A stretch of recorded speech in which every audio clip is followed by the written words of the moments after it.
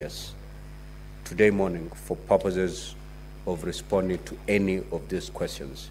And therefore, we will proceed with other orders.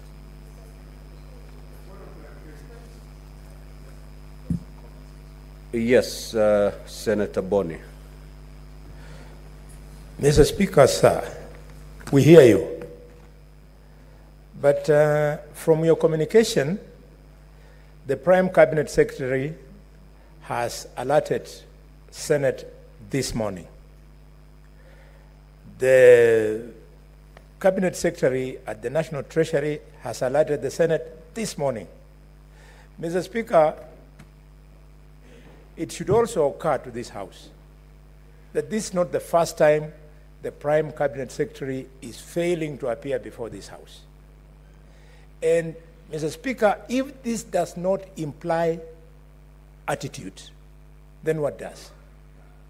The Cabinet Secretary has an attitude about this House. He thinks, Mr. Speaker, that the House is waiting for him so that this morning it discovers that he's not around. He had a 7-day window during which he knew he was going to travel or he was traveling. He should have informed us. This is the time for now us to sanction the Prime Cabinet Secretary so that he respects the House of Equity that represents the 47 counties of Kenya.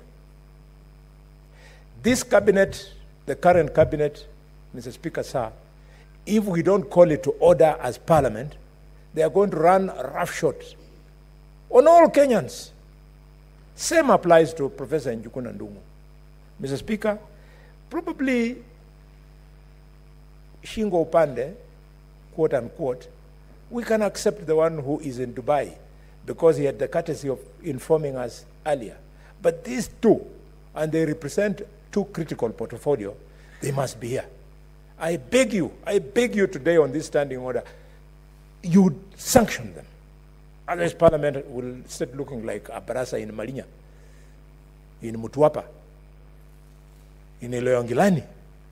That cannot be the case. In Maua, who are they to challenge Senate? Who? Thank you, Mr. Speaker. Senator Wambua.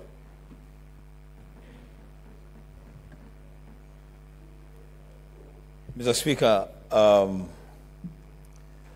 we must set the record straight. When sufficient notice is given to a cabinet secretary to appear before a committee of Parliament, there can never be an excuse for not appearing. Being on a trip abroad is not a reason for not appearing before a committee of the Senate. It's actually a very shameful excuse. Mr. Speaker, I am impressed by the formulators of our Constitution, the drafters of our Constitution. Because in there, Mr. Speaker, they recognize that the first responsibility and function of the President is to be answerable to Parliament.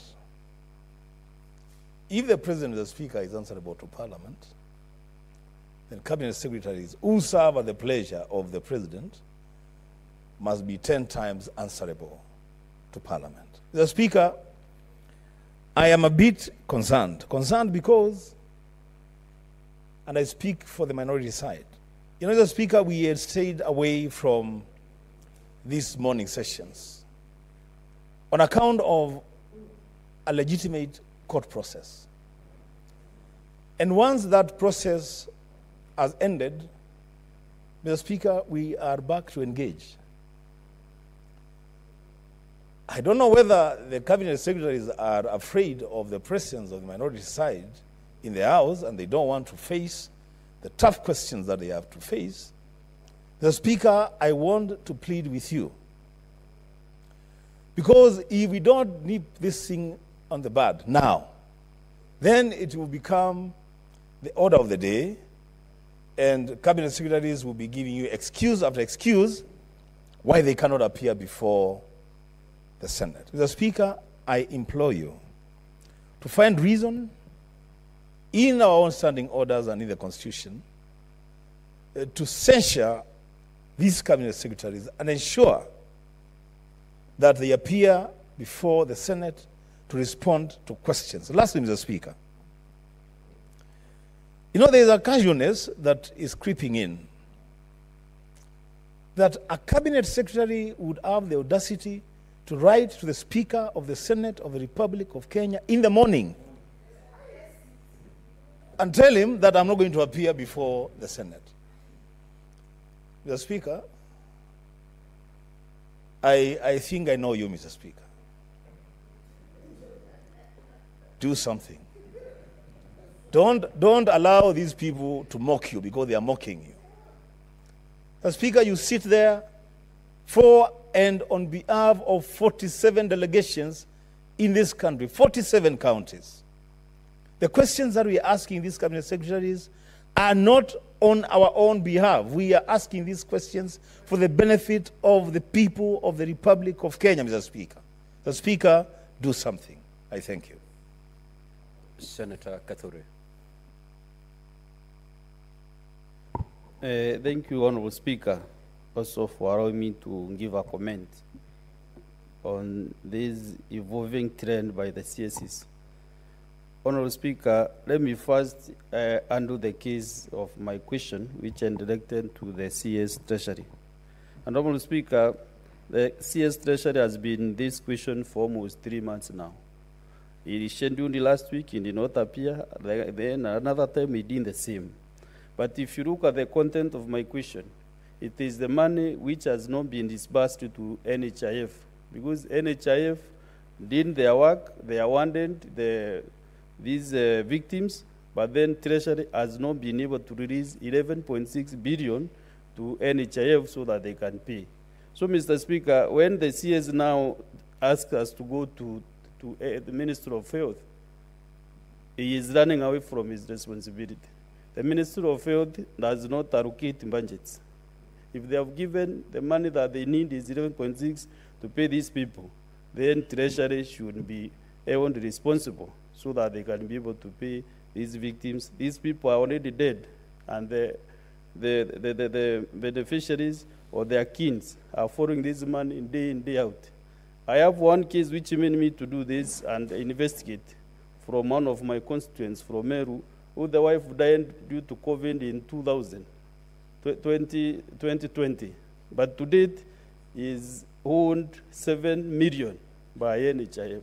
He has followed this money. I have assisted him through the Ministry of Health, but he's still, Mr. Speaker, he is always referred to Treasury. So that is why I don't know how you'll guide me to go ahead, because this question is like the CS is dropping because of the responsibility that he should do. So, Mr. Speaker, I will seek your guidance also to direct that the CS should appear himself, Treasury CS, so that he can be able to answer this question, because I can see he's running away from it.